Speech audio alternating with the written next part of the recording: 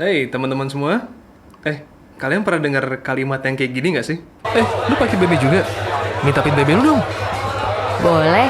Nih, nanti add gue ya.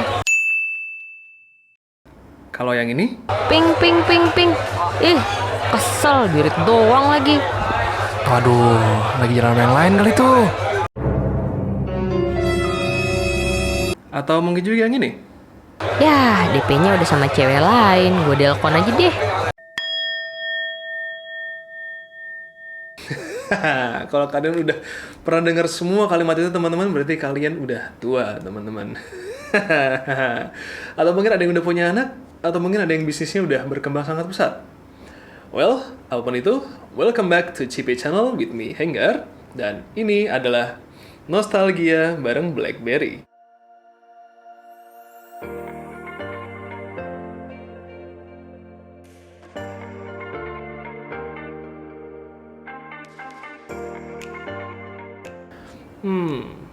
BlackBerry. Well, pasti ada satu hal yang nyangkut di kepala kalian ketika kalian dengar kata BB atau BlackBerry. Yes, BBM teman-teman. Kenapa sih kok dia sangat bisa dibilang memorable dan sangat melekat di device ini teman-teman? Nah, kalau gue boleh cerita, zaman dulu itu si BlackBerry ceritanya dibuat itu khusus untuk para berbisnis nih teman-teman. Kenapa gitu? Karena si pembuatnya BlackBerry ini itu dia menawarkan fitur-fitur yang bisa dibilang sangat dibutuhkan oleh pebisnis. Komunikasi yang nggak boleh putus, terus kemudian keamanan yang tinggi, terus kemudian ada keyboard QWERTY, sama ya bisa dibilang email yang bisa diakses kapan aja dan di mana aja. Nah, jadi semua fitur itu membuat ya pebisnis ini akhirnya memilih BlackBerry sebagai device mereka dibandingkan kompetitor yang lain karena ya itu tadi mereka sangat mengeksploitasi kebutuhan si pebisnis itu teman-teman.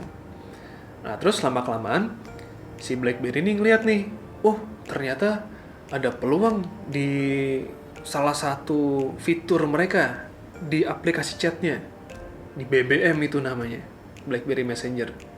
Kenapa kok dia bisa ngeliat ada peluang di situ? Karena zaman dulu aplikasi chat itu belum banyak teman-teman. Kalau yang udah pada tua-tua nih ya, itu pasti ingat zaman dulu itu aplikasi chat itu hanya ada Yahoo Messenger, MSN Messenger, atau apa dulu ya? Kayaknya nggak ada lagi deh. Ya, seterbatas itu.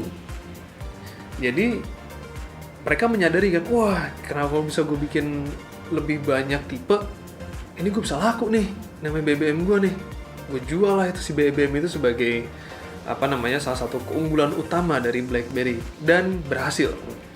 Jadi si BlackBerry itu dia membuat banyak tipe BlackBerry dari yang mahal sampai yang murah.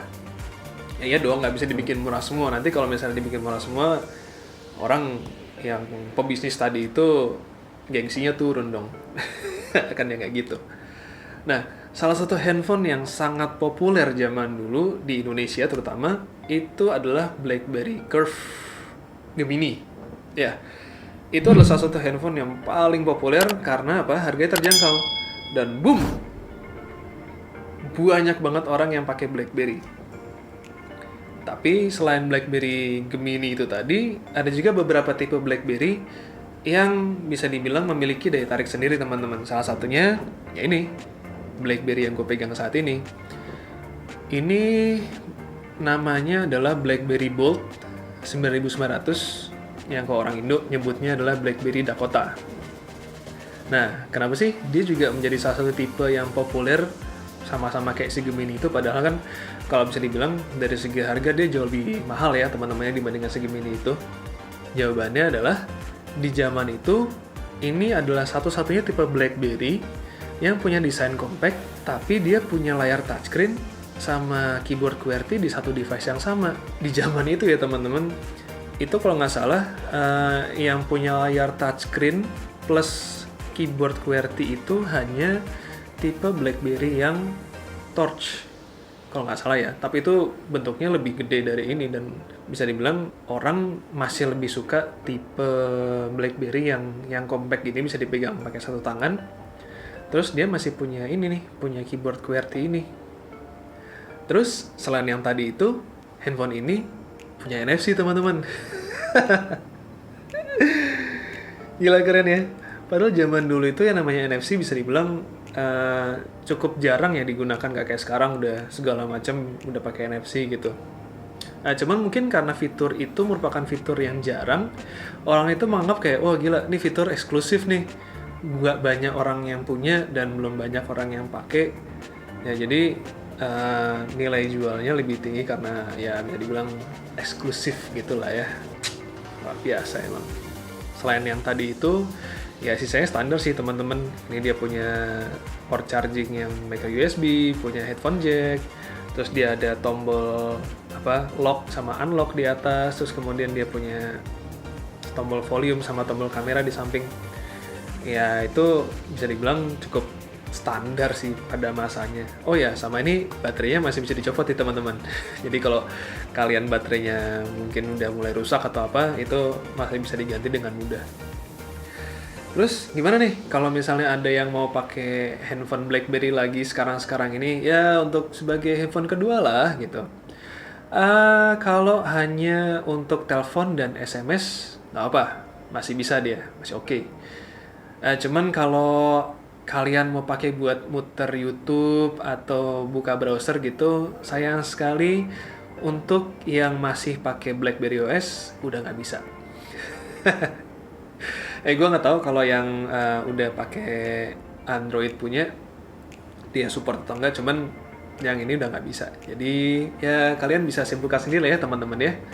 Handphone BlackBerry yang masih pakai BlackBerry OS ini cocok atau enggak buat kalian pakai sebagai secondary phone di saat-saat ini. Oke, itu tadi teman-teman sejenak kita nostalgia bareng sama handphone BlackBerry. Well, di-like aja videonya kalau kalian suka, di-share videonya kalau kalian merasa video ini bermanfaat, dan jangan lupa bantu kita untuk tetap eksis dan berkarya dengan cara klik tombol subscribe di bawah itu ya teman-teman. Kalau gitu, gue pamit. Sampai jumpa di video selanjutnya teman-teman. Bye-bye.